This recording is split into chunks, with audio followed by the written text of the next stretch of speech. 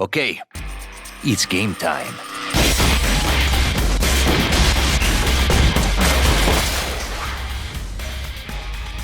Get down! Hasta luego.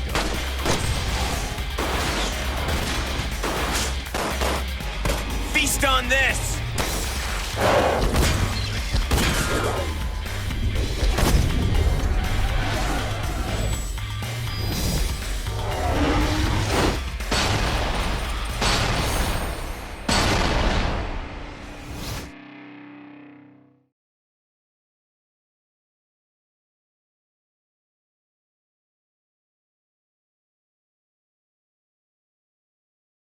What up, it's Shankster94, and welcome to my weapon review of Resident Evil RE-Verse.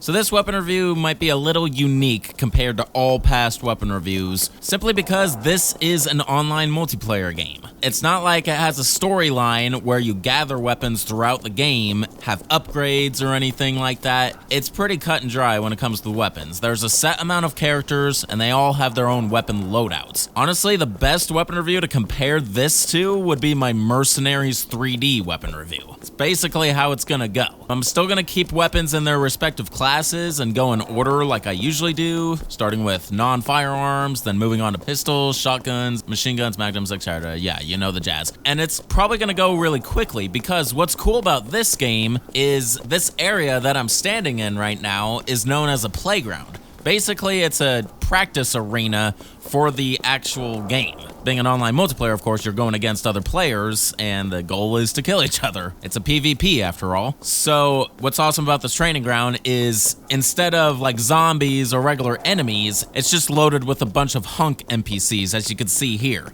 Most of them are stationary, and you can see that one that's running around, and that far one in the back near the ambulance, if you get close to him, he'll actually fire his gun at you. So, this is a great place to hone your basic skills in this game. Now, it's no substitute for actually going against other people who use dodge moves and their special abilities and everything. So like I said, basic skills is what this place is good for. What's really awesome is they provide all of the weapons currently in the game right now. By the way, I am reviewing this game really early after its release, so this is the base game. There will be updates for this game down the road, and it's possible we'll see more weapons.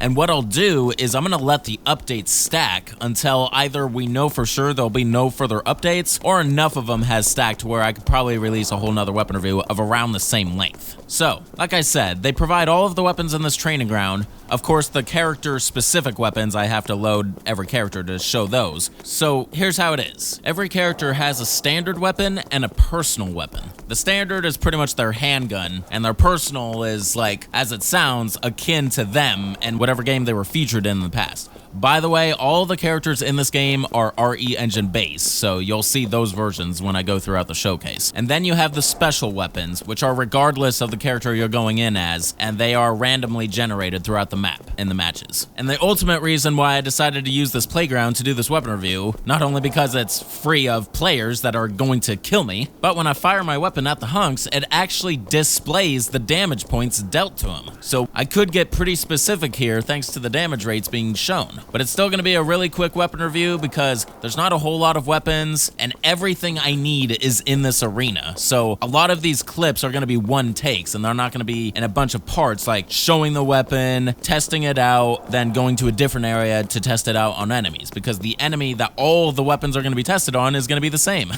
So that's all I really have to say about this. So I hope you enjoy. Let's get into the weapon review. So here's another reason this review is going to be relatively quick. There's no inventory, hence there are no weapon descriptions. It's just all embedded into the game. So usually I start with non-firearms, bladed weapons, like explosive throwables, etc. And the thing is, that is sort of in the game, but it's not an equipable weapon. It's more or less involved with player skills. So for example, Jill Valentine here. She has a landmine, the hot dogger from Resident Evil 3 Remake, and her passive skill, which none of those usually involve weapons or anything. So I will feature some character skills if it involves some sort of non-firearm like these. So this is a perfect example. The one I'm going to start with, though, is actually Hunk's skill, Assassinate, because it's like a normal type of knife. And even though it's part of like a melee move, it's a bladed weapon, so I'm going to quickly showcase it. Use a knife that was concealed in your sleeve to deliver a fast and powerful stabbing attack at very short range. So let's check it out.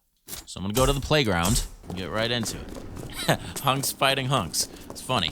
All right, so let's check out this ability with that knife of his. So yeah, all he can do is a direct stab like that. I can't equip the knife and like constantly slash with it, so I gotta hit him again with it. But as you saw, it displayed 400 damage points. And after spending some time in this playground for a bit before I started recording this weapon review, I've come to learn player health points are fixed at 550 HP. So 400 took a large chunk of it out, and doing it again is definitely gonna kill this guy.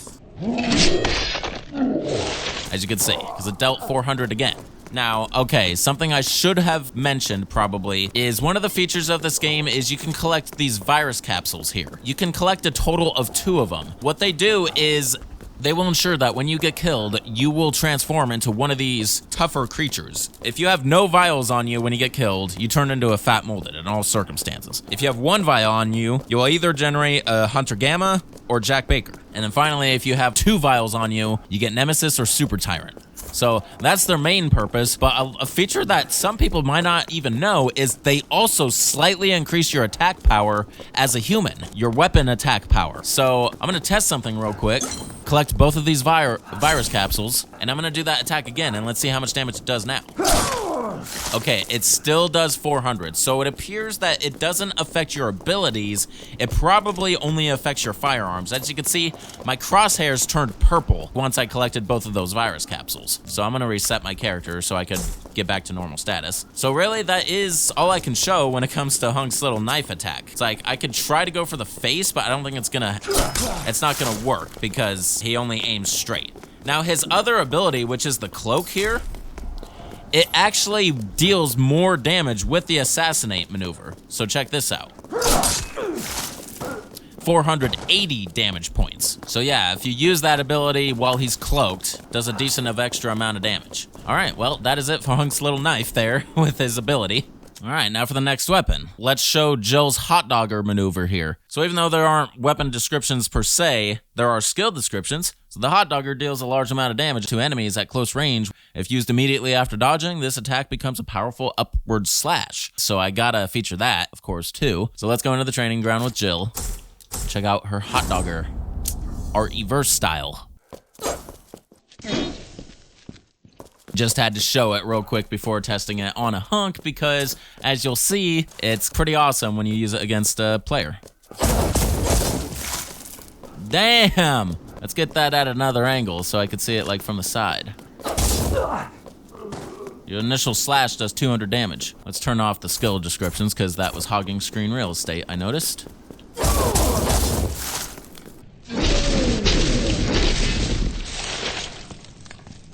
280. So it deals a total of 480 damage. All right, so now let's try that dodge maneuver that it was talking about. Nice. 495. Okay, pretty good. That's almost all of the player health points. All right, that's gonna ultimately conclude Jill's hot dogger.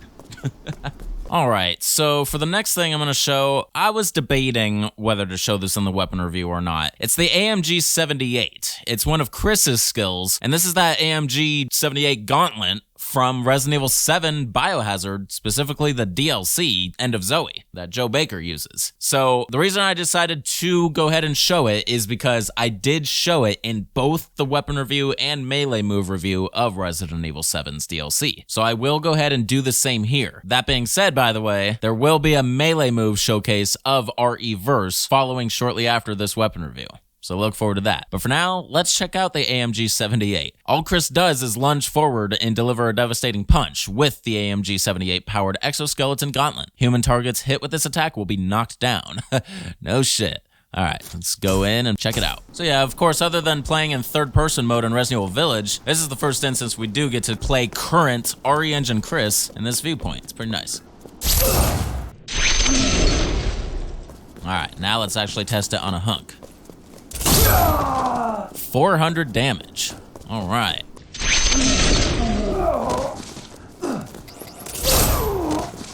All right, well, I think that's gonna conclude the AMG 78. All right, now for the next non-firearm. This is one of Claire's skills, the modified alternator. Throw a modified alternator in front of you. Electricity arcs away from the alternator in a fixed radius. Enemies in the radius will receive an electric shock and take minor damage. All right, so let's check that out. I see. Let's see what it does to a player. It deals very little damage. It's more for stunning purposes, obviously. Though, if they're low enough on health, you could kill them with this. That would be pretty funny, actually. And yeah, it only deals it one time. So what I'm gonna do is, as soon as this hunk runs around again, I'm gonna throw it in his vicinity and see if it shocks both of these guys. Okay, it wasn't close enough to that hunk to get him. Let's see. Let's throw it like right here. See what happens. Okay, he was just within range right there. So yeah, it's not a wide range either, but it will stun players in their paths and give you an opportunity to lay waste on them with ammunition.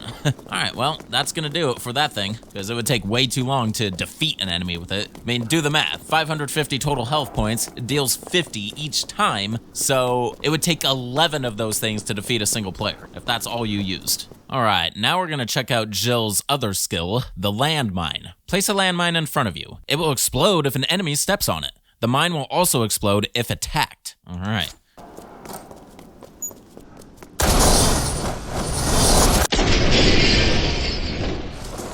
That's interesting. I saw damage points even though no one was around it. What was that about? Alright, now let's place another one right next to this hunk. I stepped too close to the hunk that fires at you. But yeah, it dealt him 300 damage. That's a pretty wide radius. Yeah, and it deals up to 300 if they're directly on top of it. It'd take 2 to maybe 4 of those to defeat a player, depending on the range and whatnot. It's really best used to lay a trap. Probably good in like doorways and arches and whatnot. Well, that's gonna conclude the landmine, and that's gonna conclude all non-firearms as well. Alright, let's turn the heat up on this weapon review, as always, when we get into the firearms. And, as usual, I'm going to start with the handguns. So the first handgun I'm going to review is Leon's Matilda. Why am I choosing this one to go first? Well, because since there's no particular order of weapons here, I decided I'm going to review all the weapon classes in order of the RE Engine releases. There's nothing from Resident Evil 7 here, but we can start with Resident Evil 2 Remake. So we got Leon, we got Claire, we got Ada, and we got Hunk. And then we move on to Resident Evil 3 Remake with Jill. And then finally Resident Evil Village with Chris here. So let's start with Leon, and let's check out his Matilda. Let's get into a brightly lit area, of course. Here we go. Classic Matilda. Resident Evil 2 Remake style, or RE-verse style, I guess you should say. Let's test it out.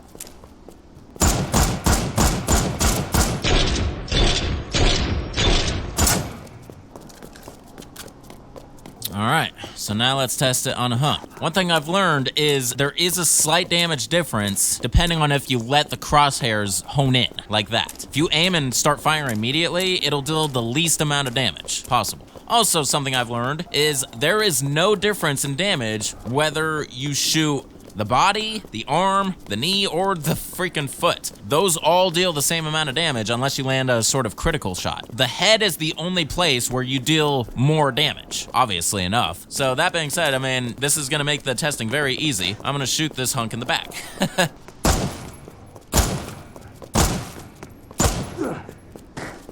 So yeah, a honed-in shot does 150 damage. 4 shots, you'll defeat a player with the Matilda. So now, watch what happens if I do a quick shot.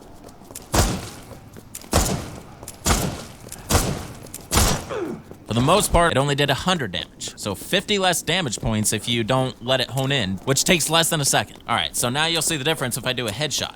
Let's reload.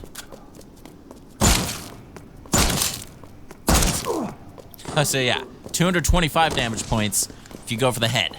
And that's a lot of blood. I love it. So I know there is a critical shot if you're lucky. Let's try to score it so you can see the...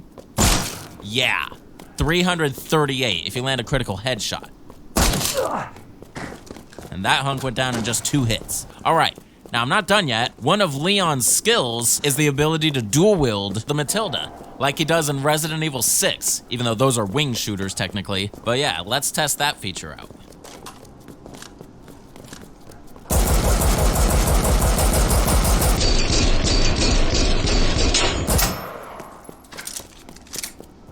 And it reloads it the same, like then. All right, pretty awesome. Now let's see if it does a damage difference if I dual wield them.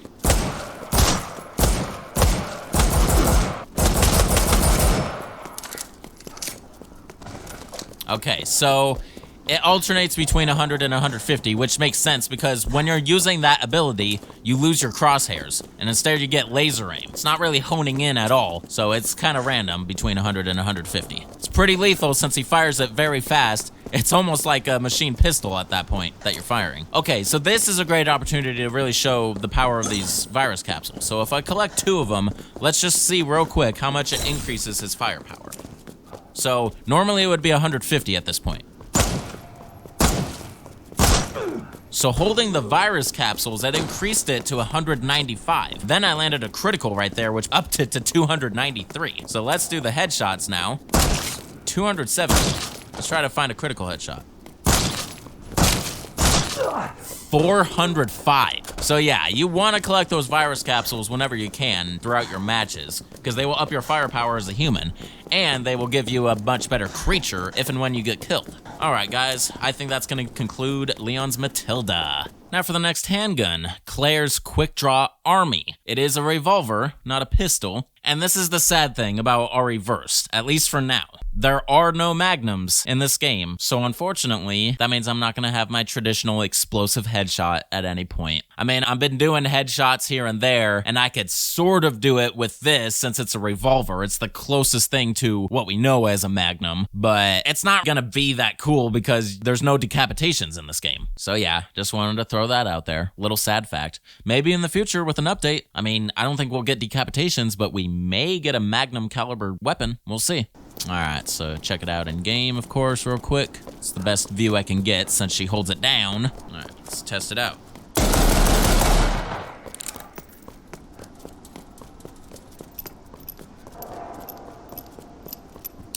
Yeah, she fires it pretty fast. That.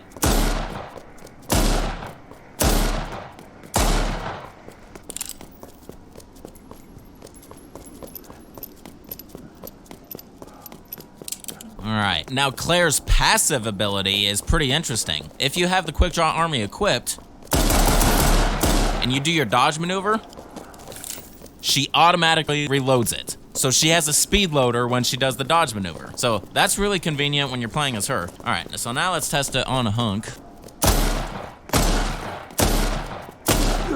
Alright, so it has the same exact damage rate as Leon's Matilda. That's pretty normal. Almost all of the weapon classes do the same damage amongst each other in this game, I've come to learn. They're not super detailed on weapon statistics because it's a multiplayer game. Just wanted to emphasize that. Headshots, same. And yeah, this is what's ridiculous. If I go for the foot, which should be like the least painful and least damaging orifice, it still does 150.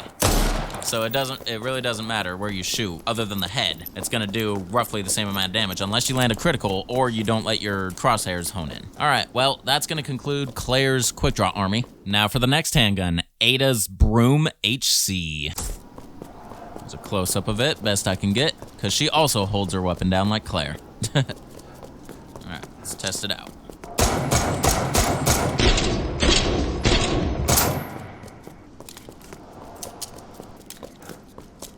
Alright, pretty basic. Seemingly one of the weakest pistols, but you'd be surprised because look at its damage rate. Same as the last 2 handguns I've reviewed so far. Like I said, they mostly all do the same damage rate. Headshot. That's really the closest I can get to an explosive headshot. Just look at all that blood. Well, that's gonna conclude the Broom HC. Yeah, we're just speeding through these. Now for the next handgun, Hunk's MUP, or MUP. And get a really nice close-up here, since he holds it up like a proper marksman. Yeah, nice details. And 4K, baby. By the way, if anyone was curious, normally this game comes default with a comic filter on. And this is how it looks when you have that on.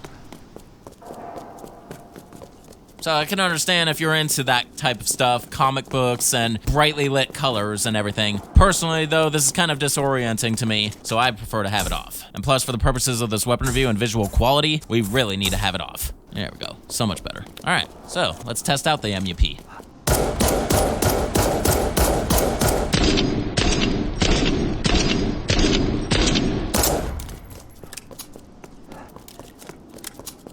Alright, now let's test it on his clones. Oh, check that out. It does 8 more damage points than all the handguns I've reviewed so far. So, there is a small difference when it comes to some of them, it looks like. Let's test out a headshot. 236 instead of 225. Just a little more. I want a critical headshot. 354. Adding the virus capsules, of course, do even more damage. All right, well, that's gonna conclude Hunk's MUP. Now for the next handgun, Jill's Samurai Edge. Was waiting for this one. It's my favorite handgun in all the franchise. This is about the best view I can get of it. You can slightly make out the Kendo logo on it. Oh, she actually will hold it up given enough time for a brief moment, but that's cool. All right, let's test it out.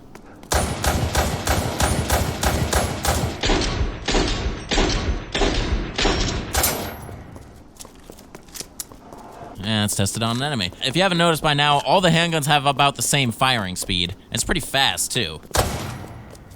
165. So this is the most powerful handgun so far. 248 on the headshots. 371. Holy shoot. I'm gonna check the virus capsules, see how much that ups it.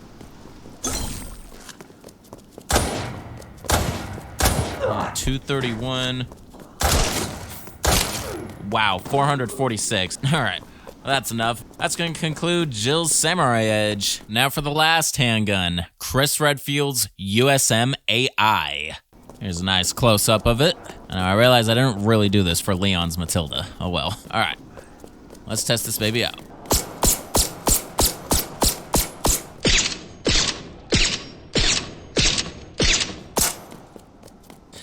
Got the suppressor and all. All right, and finally, let's test this on a hunk. Whoa, that was a critical. There we go. 158, so it does the same damage as Hunk's MUP. Nice. So it turns out Jill's Samurai Edge is the most powerful handgun in this game. As of right now, we'll see in future updates. But yeah, just something to consider maybe if you're all about handguns. All right, guys, well, that's gonna conclude the USM AI as well as all handguns.